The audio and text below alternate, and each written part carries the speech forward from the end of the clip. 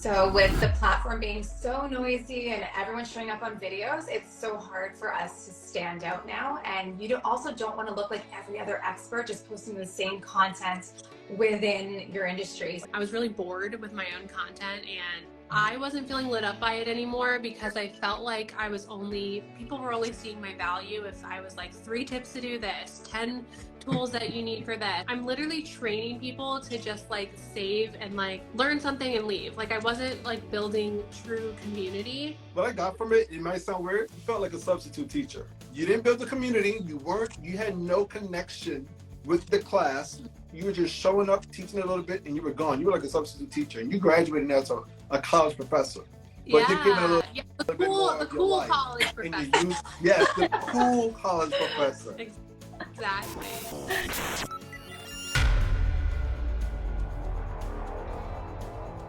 So our next topic is all about how to humanize our content, because I think there's some important aspects to that when we consider actually humanizing the content that we are putting out there from our brands, even the personal brands or business. I want to ask you ladies this first question off of the bat.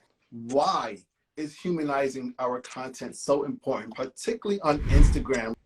So with the platform being so noisy and everyone showing up on videos, it's so hard for us to stand out now. And you also don't want to look like every other expert just posting the same content within your industry. So the way that you can stand out and humanize your content is by sharing your story, by showing up authentically, and like creating that having your audience connect with you on more of an emotional level. So someone that is maybe more experienced in the industry than I am may relate to me more because they relate to my story. So that's why they may choose to hire me over someone that has more experience. So your story is so powerful, and it's what's going to help you stand out and like humanize your content more.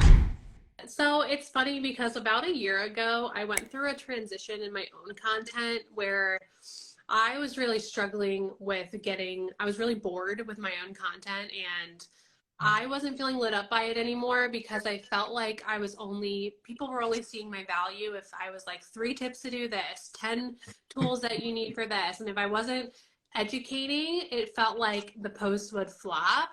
And I was just kind of like I'm literally training people to just like save and like learn something and leave. Like I wasn't like building true community. And so what I switched and I was like, I don't care how bad this content begins to perform. I'm just going to start sharing more of my life, who I am, my story. And like, it took a while for people to start to like interact, but like, now my content has more engagement in terms of content and like community where people are DMing me about stuff. They actually are like resonating with what I'm saying.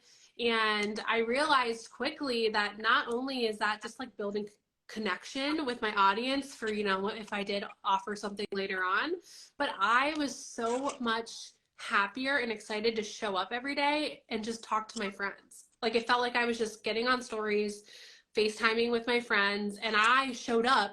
Like I show up consistently on Instagram now, and I used to be like, oh, gotta post a thing. And now it's easy. Like you're also just building community to like live a better life.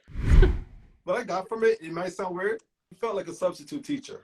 Yeah. Only there, you didn't build a community. You had no connection with the class. You were just showing up, teaching a little bit, and you were gone. You were like a substitute teacher, and you graduated now to a college professor. But you're getting a little bit more of your life. College professor. Yes, the cool college professor. Exactly.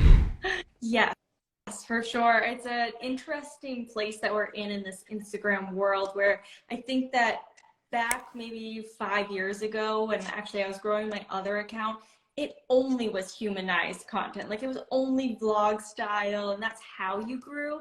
And then over the last maybe like 2 or 3 years, we went through this big phase where it's like you only provide value. Like you should not be sharing anything about your life. You should just be the teacher. And then I think like what Sasha was saying, there was just this feeling of what am I even doing? I'm not excited to show up. And I think everybody started to feel that way. They didn't feel excited to show up. They also didn't feel excited to even consume the content because they're like, okay, I'm not here just to learn. Like I want to connect. I want to, have fun on social media and build relationships. So right now we're in this beautiful transition where I think, you know, we have leaders showing up in different ways, bringing back a little bit more of that personal branding into their small business. Or if you are a personal brand starting, you're doing it in a way that feels wholesome, real, and organic. It's natural for you to be connected with people in your content and less forced. So by all means, I think that having that face to camera, that talking on your stories, that showing your personality and the different facets within your content is extremely important, because people are going to buy from people. People are going to connect and engage with people, not profiles. I agree with everybody's sentiment in regards to this topic. It's about showing yourself, because people don't connect to brands. They don't just connect to mascots. They connect to other people. If you could give one piece of strategy on how somebody could actually humanize their content, what would it be? I would definitely suggest to start with a highlight on your profile that you are talking, kind of welcoming people to your page, which I know can feel very scary, but you could do it with a voice-over style piece of content, or you could do it with pictures and text, and, you know, work your way up there. But having a highlight that kind of welcomes people into your space, if you're not ready to show up on Reels every single day, or you're not ready to show up talking on stories every day, like, have that highlight there saved so that when someone first comes to your page, they get that connection. I think that's really important. I think if you are terrified to talk in your stories, start with something like I did today, is filming a time lapse of you building your business, showing like behind the scenes. I've noticed what works best with so many successful brands is like bringing your audience in on your journey of your growth, like being authentic and showing where you are and like where you're going. So you don't need to always talk. You can literally just film videos, B-roll content. Yeah, I mean, I agree with everything said so far. I guess I'll add, like, just focus on storytelling in some way. If even if you don't want to like get on video and tell a story, I've seen carousels, like trends of more people using storytelling throughout their carousels instead of just like 3 tips for something. They'll actually tell sentences of the story on their carousel. So again, if like you're a great writer and that's how you really connect with people, there are ways to utilize Instagram for storytelling, or even building your email list and storytelling through that. But so if you're not ready to show up with your face, then I think using words that go a little bit deeper and more powerful in storytelling and on your stories or in some sort of way on Instagram for sure. My suggestion, one of the key things that we're talking about is showing personality, but I think you could also show personality via your content. And it doesn't necessarily mean by showing your face. It might be visual aesthetics. Like it might be even the way, the font that you select. You might choose a specific font to represent your brand, or even the colors, your brand voice, and how you actually form these captions. And the comments, it has to be the same, but it should be coming from you and incite a little bit of your own personality. If you're a funny person, feel free to tell a joke in the comments or in the captions, and you know, people will start to relate to you that way. Awesome conversation, ladies. Thank you so much for all your ideas. Now, I want to take a moment to actually ask everybody, for those that are watching, with a simple thumbs up in the comments or a thumbs down, I want to know how many people actually show their face on their content, whether it's a reel, whether it's IG stories. I want to know how many people actually show their face. Thumbs up in the comments if you do.